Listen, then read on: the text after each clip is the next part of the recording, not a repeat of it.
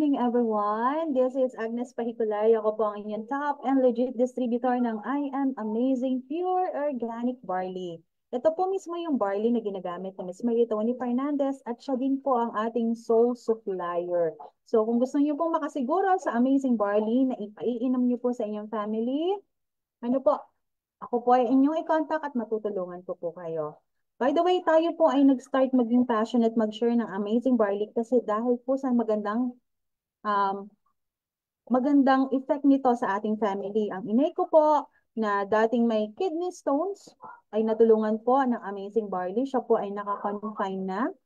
Pinag-take ko lang po siya ng 1 sachet every hour, 1 box per day. After 8 days po, ano po nakita sa result, kahit po siya ay naka-confine na pwedeng ang inay, eh hindi na muna operahin at sa bahay na lang daw po magpagaling. So, ganun po ka-amazing ang nagawa ng Amazing Barley sa aming buhay.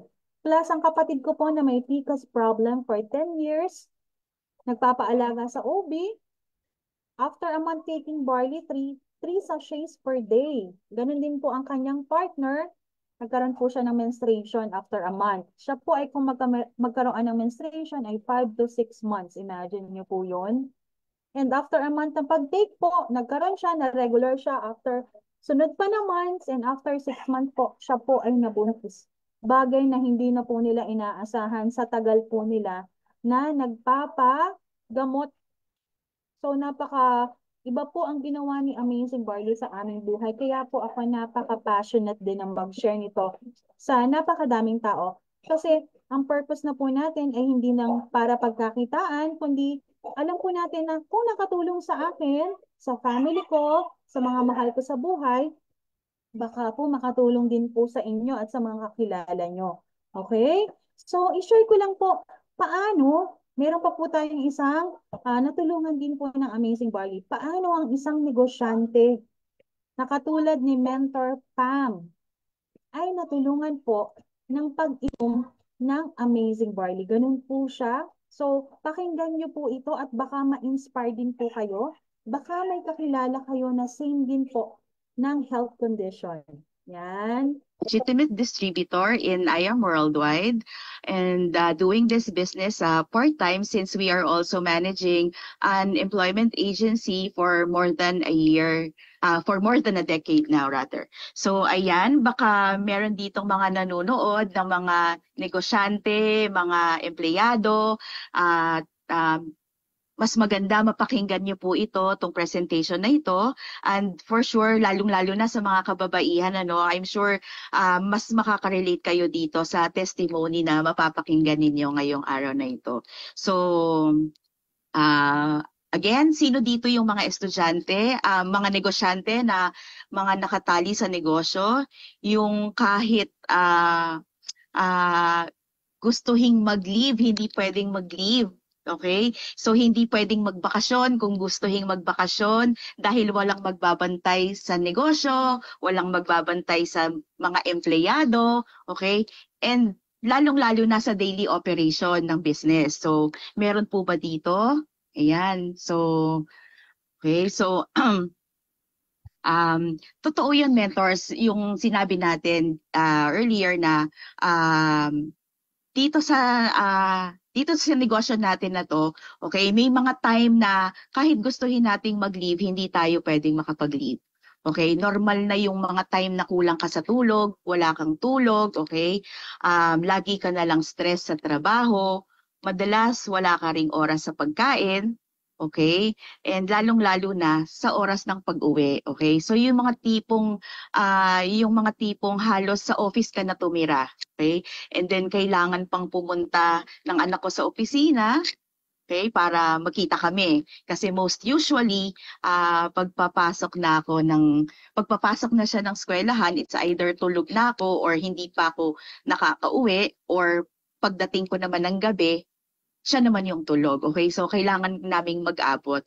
So, aware naman tayo, mentors and participants, na kung gaano ang epekto ng overwhelming stress, okay, sa ating kalusugan, sa productivity, sa relationships, and sa ating quality of life, no? So it came to a point na hindi ko namamalayan na sobrang dalas na ng pananakit ng ulo ko.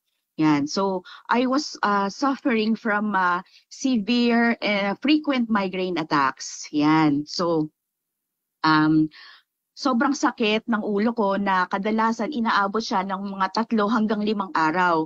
Minsan hindi pa, minsan sobra pa doon, okay? So yung mga mata mo talagang namamaga ng alam yan ng mga taong malalapit sa akin na madalas sa akin yung every time na meron akong migraine attack, sobrang sakit ng ulo ko, yung mata ko parang luluwang, yung ulo ko parang matatanggal siya. I'm sure marami dito nakaka-relate na nakaka-experience yan.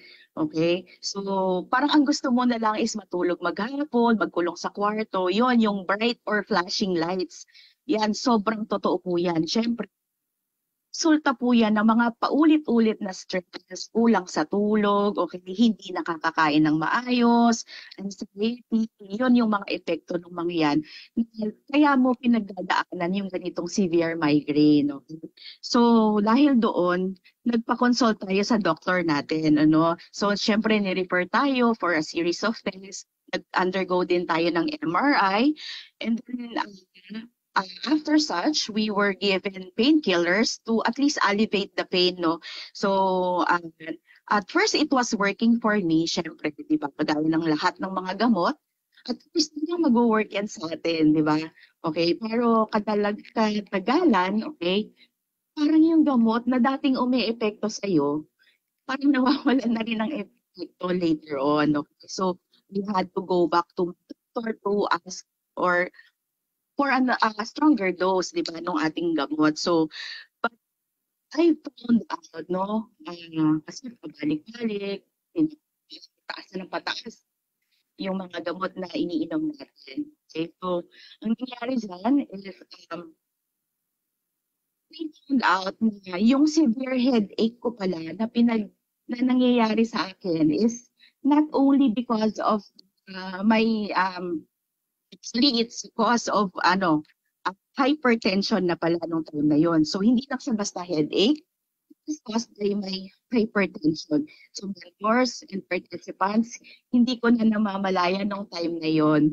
Hypertensive na pala ako. Yan. So, my doctor had to prescribe medicines for my hypertension.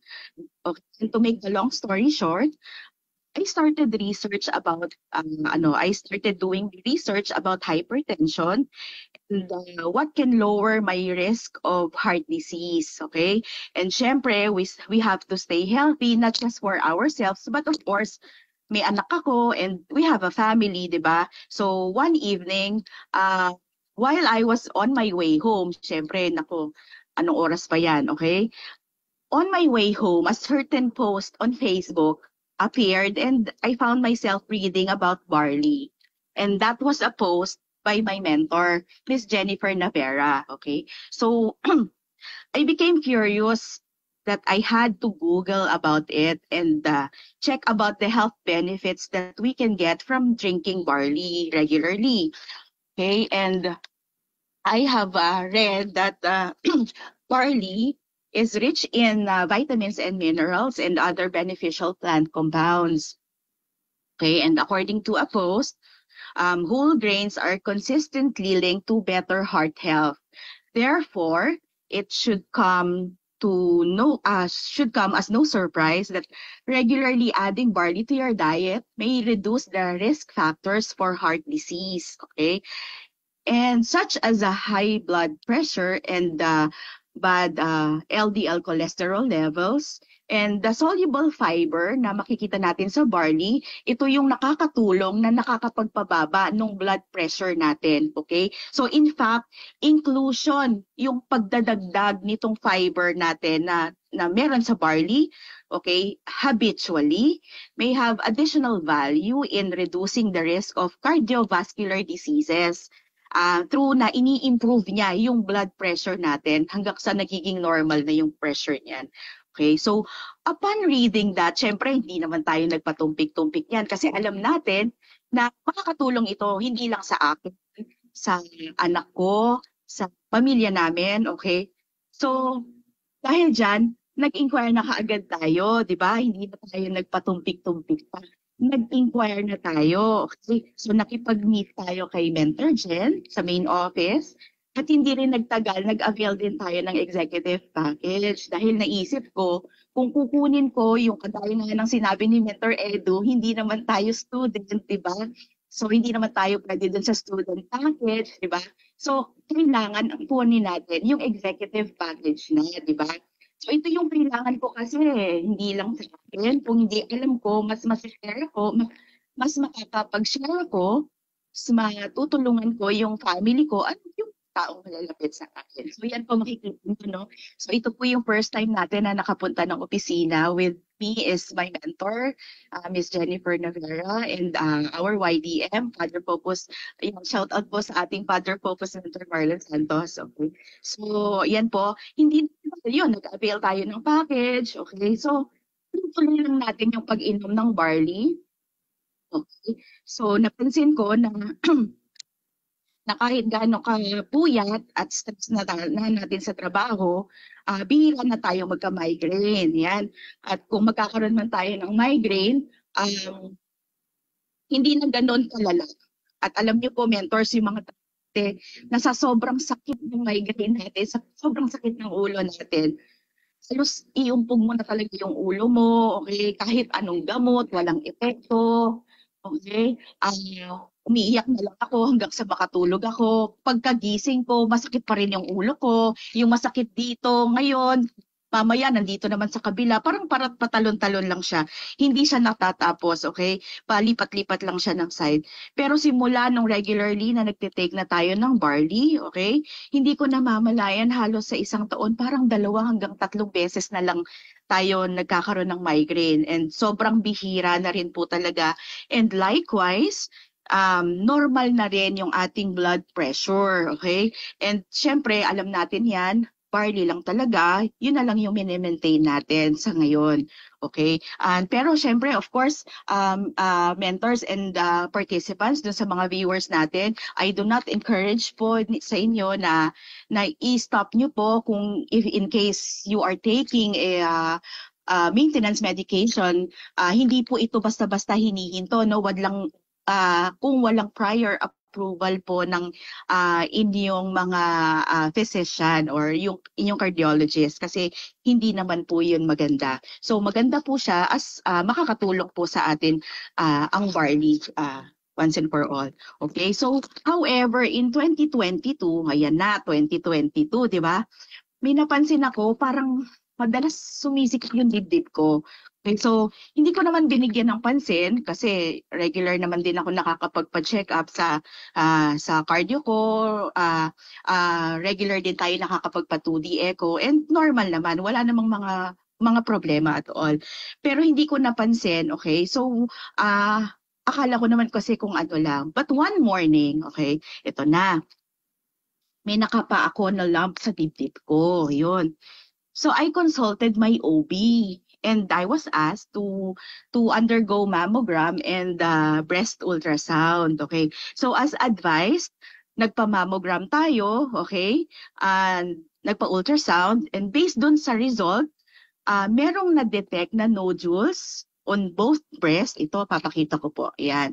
Meron pong nakita na nodules on both breasts, okay, that are likely cysts. Bali, ang nakita po nila based po doon sa ating ultrasound, meron po nakita 2 po sa right breast and 1 po sa left breast. Okay po? And then, yan. Also based on the ultrasound, meron ding abnormally appearing lymph nodes sa right. Okay? But on the contrary, dun po sa ating mammogram, ang result naman po niya is hindi lang po siya basta isang lymph node, kung hindi sa both breasts po siya. Okay, so Yun po yung resulta. Pero bottom line, mentors, meron po akong breast mass. Dalawa sa right, isa po sa left breast. So, at first, syempre, nagulat tayo, di ba? Hindi tayo makapaniwala sa resulta. Pero isa lang yung pinanghawakan natin, mentors, ang barley queen natin, di ba? Yun. So everyone, alam natin, aware tayo. Kagaya ng na-mention ni Mentor Edu earlier, okay? Our barley queen, Miss Maritoni Fernandez, she was diagnosed with having a stage 2B breast cancer and in 2001, okay? And I'm still lucky, di ba, na at an early stage, itong sa akin, good thing, at an early stage, nakita na siya. So, sino pa ba naman ako para magduda about barley, di ba? So, ito na nga, breast cancer na, natulungan pa, and alam natin yung lahat. So, ako pa ba naman, ito ay simpleng mga cysts lang. Definitely, kayang-kaya yan ng barley natin.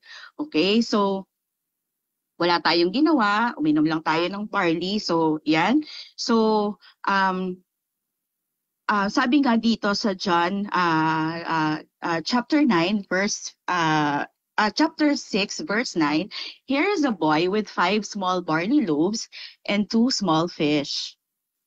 But how far will they go among so many, di ba?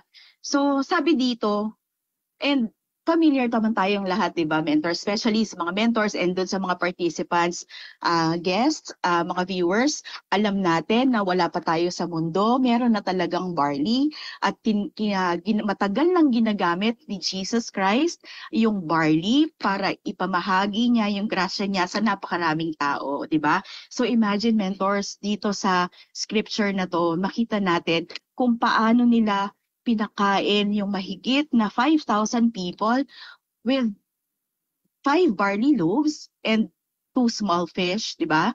Okay, so na-consume nila yon, okay? They were able to feed 5,000 people with the 5 loaves of bread, okay? And yet, after nilang kumain, meron pa more than 12 baskets of barley loaves na natira.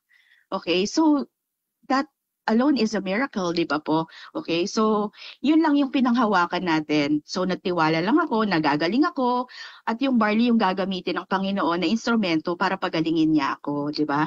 So imagine sa dami-dami na nating natulungan na may mga health concerns, di ba? Mga nagko-consult sa atin about dun sa since we are a distributor, di ba?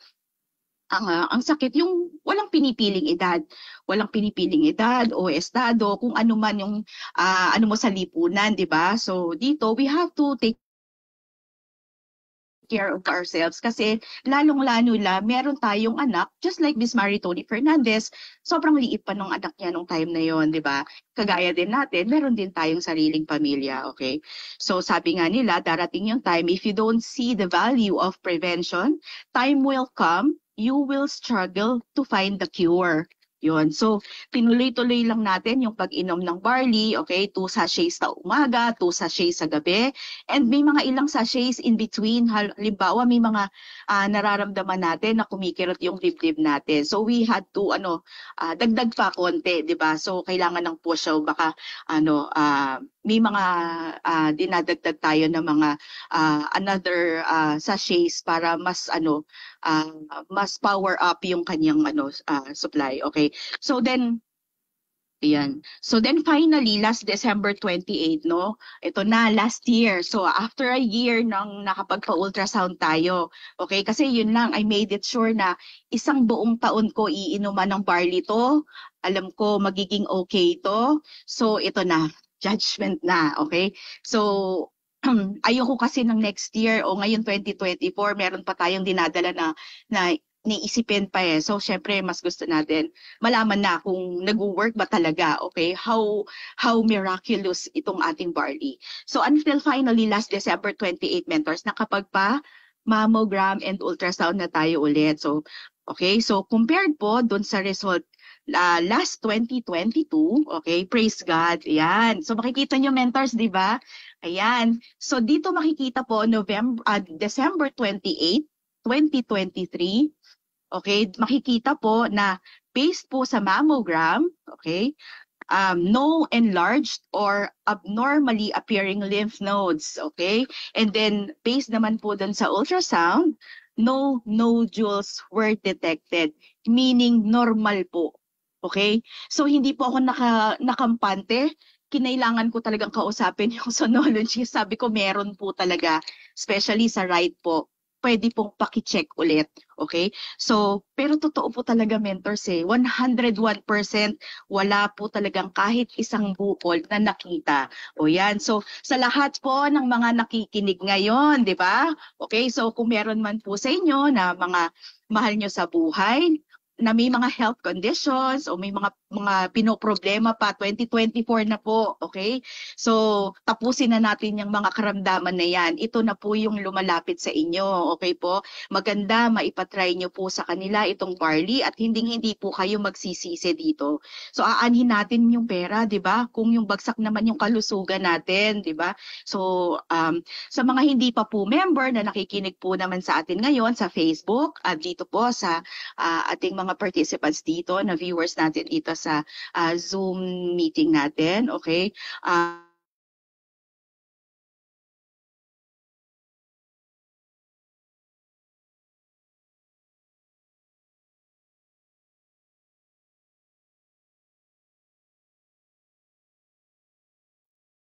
Grabe ang testimony ni Mentor Pam, 'di ba? Sobrang nakarelate po tayo kasi nung ako ay working pa, isa din po ako sa laging inaatake ng migraine.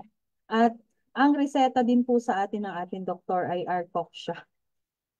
So again, sa una totoo siya, tatalab, pero habang tumatagal, nagiging dependent ka, parang wala na rin talaga. So very blessed talaga na nakilala at ginamit natin ang Amazing Barley. So again, maraming salamat kung kayo po ay may mga kakilala na same po yung pinagdadaanan, wala namang pong masama kung itatry natin kasi ang Amazing Barley, it's organic, pwede po siya all ages. Pwede siya sa nagpapa-breastfeed, pwede siya sa buntis, sa matanda, sa bata. Wala po siyang contraindication kung ikaw po ay nag-maintenance na, pwede po siyang isabay sa mga maintenance. Okay? Kung mga bata naman ang paiinumin nyo, ang ginawa ko po sa anak ko, dinadagdagan ko ng honey. Sinama ko sa kanyang Yakult, sinama ko sa kanyang gatas hanggang sa siya po ay nagkaroon na ng taste familiarization. Ano po, ang Amazing Barley po, ito po ay hindi gamot. So para ka po, it is a superfood. So ibig sabihin para ka po, pinakain mo yung inyong katawan ng masustansyang pagkain na kailangan po para makapag-function po ng tama. Again, this is Agnes Pahiculay, your top and legit distributor ng I Am Amazing Barley. At sana po, ako po ay nakapagdulot ng magandang information para sa inyo. Pwede niyo po akong kontakin kung kailangan niyo po ng guide at ako po ay willing na kayo po ay i-access. Maraming salamat. Hello po everyone.